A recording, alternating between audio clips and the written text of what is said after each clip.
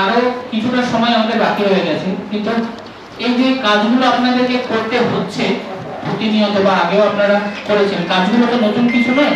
এবার আমরা রোজই নতুন কিছু কিছু শিখি এবং সেই শিক্ষার মাধ্যমে আমরা নিজেদেরকে আরো একটু ভালো জায়গাতে নিয়ে যাওয়ার লক্ষ্যে এবং তো সেটাই বলতে চাইছি যে কিছুই আপনাদের কাছে নতুন নয়, কিন্তু একটু ঘোষণা করে যাতে আমাদের নিজের দিক থেকে কাজগুলো আরো মসৃণভাবে আমরা পঞ্চায়েতকে গোটা পঞ্চায়েত আলোচনা আছে, সেটা হচ্ছে গ্রাম পঞ্চায়েতের গঠন নিয়ে।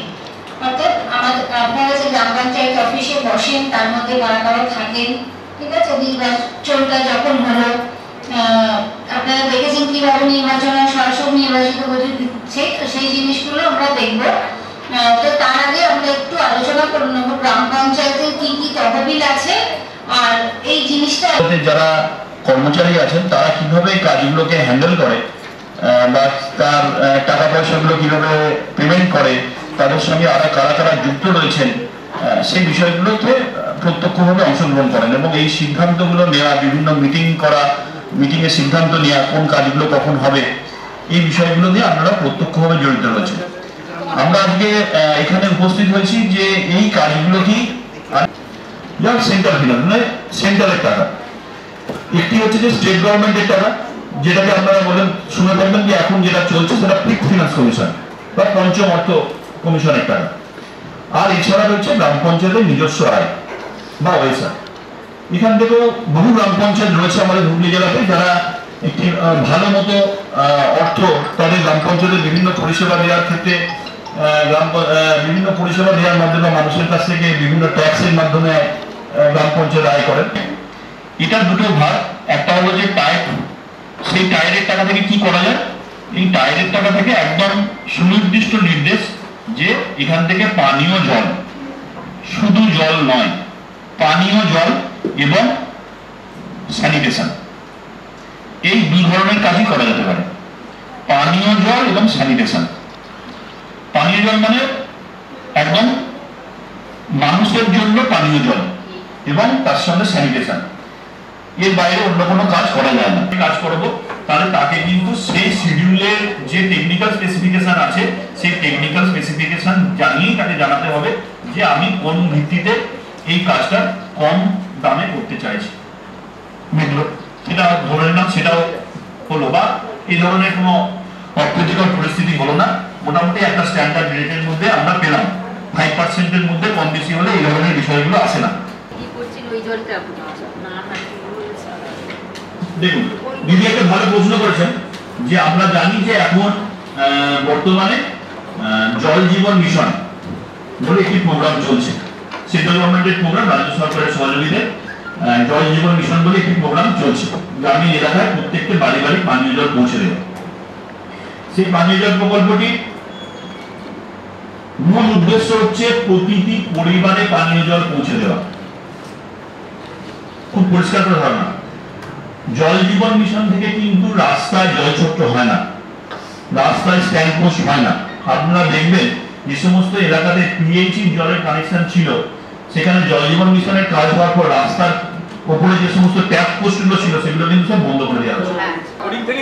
হ্যাঁ বেরোতে পারে, হ্যাঁ বেরোতে পারে, সেই জায়গাগুলো তো আরো ফিল্টার করার দরকার আছে, আরো করার দরকার আছে, আমি অস্বীকার করছি না, এটা হতে পারে, এটাকে নিয়ে তর্ক বিতর্ক করার জায়গা নেই, কারণ প্রজেক্টটা এখনো কমপ্লিট নয়, এটা এখনো চলছে। আচ্ছা ঠিক আছে, এইগুলো ছিল এই প্রচেষ্টার মধ্যে একদম ঢুকে গেছে। ওটাকে নিয়ে তো ফান্ড নিয়ে আলোচনা করবোই, তার মধ্যে উনি যেটা বললেন যে এই যে স্টেট ফিনান্সে টাকা পাওয়ার জন্য যে সমস্ত যে মাপকাঠি আছে তার মধ্যে একটা অন্যতম মাপকাঠি আছে যে ওন ফান্ড। গত বছর যা আয় হয়েছিল এবছর তার থেকে অন্তত পক্ষে 0.5% বাড়াতে হবে। আগে এটা 1% ছিল, এখন এটা 0.5% করেছে। যে অন্তত মানে আগের বছর যদি আমি 100 টাকা আয় করে থাকি তাহলে এবছর অন্তত পক্ষে আমাকে 105 টাকা আয় করতে হবে। পঞ্চায়েত প্রতিষ্ঠানটা চালানো কিন্তু খুব সমস্যা হয়ে যাবে।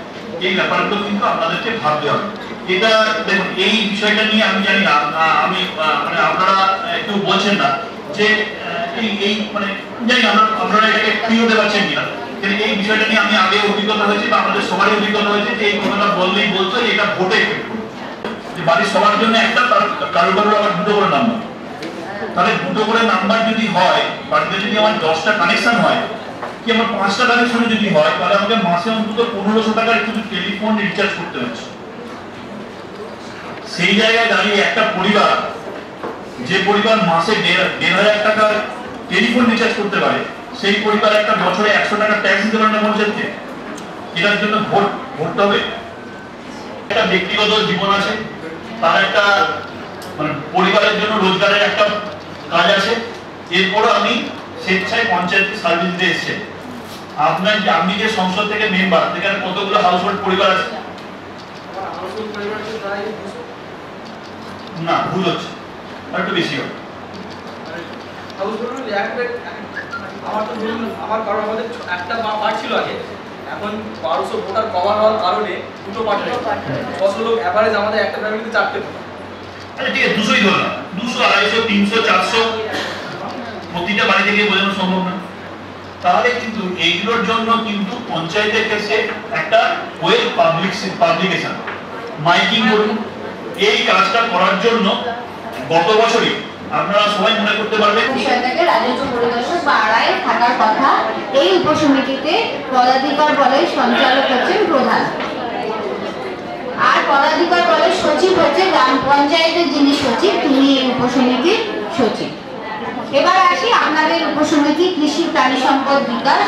এই উপসমিতিতে কারা কারা থাকবে?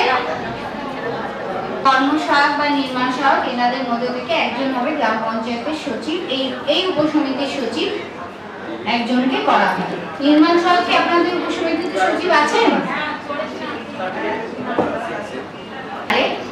কিন্তু সবটাই হতে হবে প্ল্যান এন্ট্রি করতে হবে এই গ্রাম স্বরাজ পোর্টালে। প্ল্যান তো অবশ্যই করতে হবে এবং প্ল্যান সেই আর্থিক বছরে এই গ্রাম স্বরাজ পোর্টালে তোলা